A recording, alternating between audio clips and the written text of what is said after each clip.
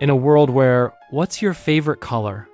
is one of the first questions kids ask, where personality quizzes and icebreakers always include it, there's a big group of people who genuinely don't have one. Not because they haven't thought about it, but because the whole idea of ranking colors feels meaningless. They see people passionately defend blue or build an identity around being a red person and just feel confused. If you're watching this, you're either one of these people feeling seen right now, or you're totally baffled because your favorite color feels like a core part of you. But here's what most people don't get.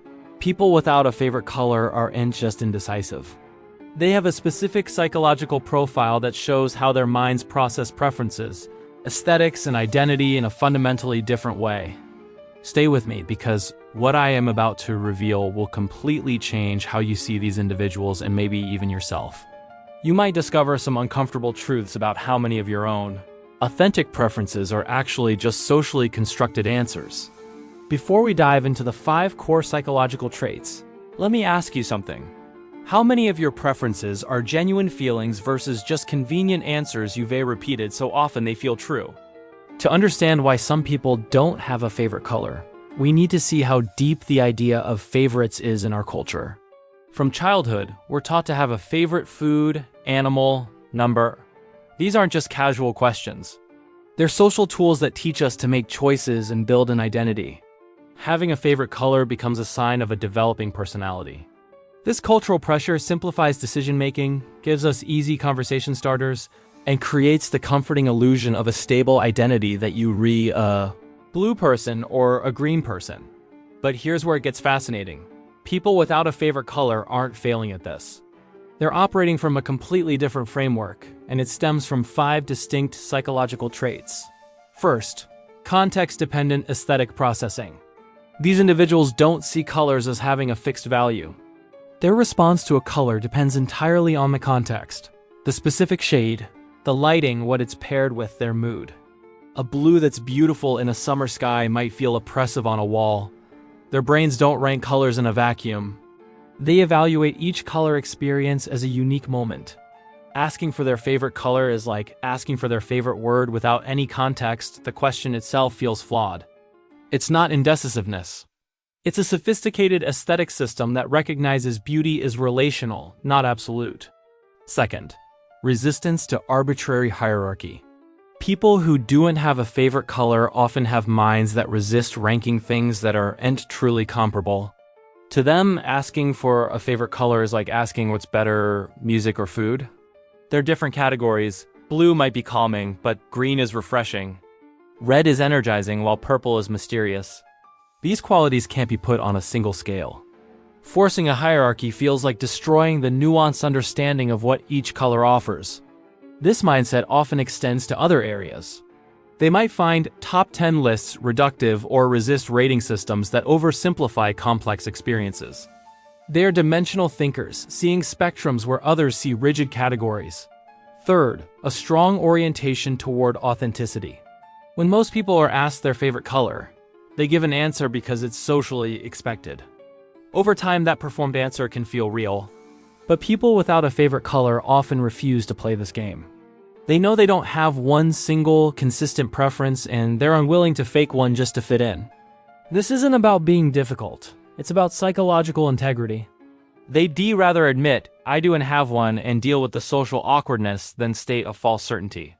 This authenticity often applies to other parts of their lives too. They are comfortable with ambiguity and resist performing an identity they don't feel. Fourth, fluid identity construction. For many, a favorite color is part of a stable identity. I'm a blue person. It's comforting. But people without a favorite color often see identity as something fluid and evolving, not fixed. From this perspective, declaring a favorite color forever feels like trapping your future self. They recognize their tastes might change with age, experience, or mood, and they want the freedom for that natural evolution. They see identity as something you continuously build, not something you discover fully formed. This connects to the idea that personality is malleable. Stated preferences are just snapshots, not permanent declarations of an essential self. And fifth, high cognitive complexity and a tolerance for ambiguity. Having a favorite color is simple. It reduces complexity to a clear, satisfying answer. But people without a favorite color often have minds that not only tolerate but prefer nuance. They're comfortable holding multiple truths at once. I love blue in this context, but hate it in that one without needing to resolve it into a single statement. They don't need every question to have a neat answer. This tolerance for ambiguity is a stable personality trait linked to creativity, openness, and adaptability. Not having a favorite color isn't a weakness. It's a sophisticated cognitive stance that refuses to oversimplify a complex experience into a false certainty. When you combine these 5 traits: context-dependent aesthetics, resistance to hierarchy, authenticity, fluid identity, and cognitive complexity, you get a psychological profile that represents a totally different relationship with preferences and identity. These people aren't indecisive. They're operating with cognitive systems that perceive more nuance and context than systems built for simple categorization. Here's the big insight: having a favorite color isn't a universal human experience.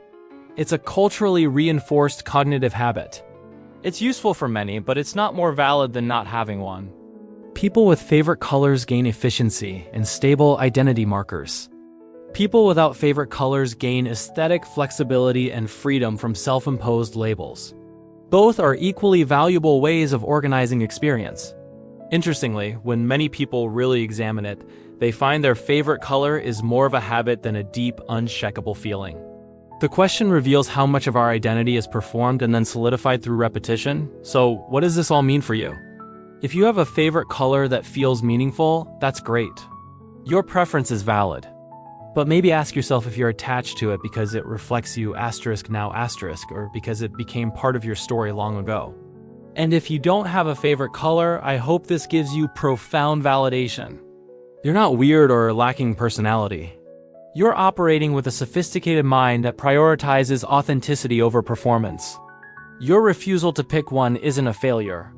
It's a recognition that your aesthetic world is too rich for a single label. Now I want to hear from you. Do you have a favorite color?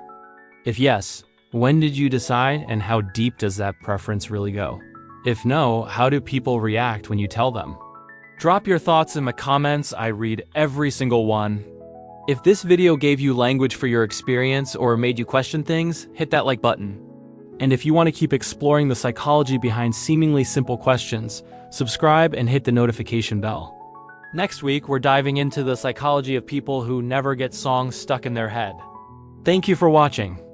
Remember, whether you have a favorite color or not, the only preference worth having is the one that honors your authentic experience.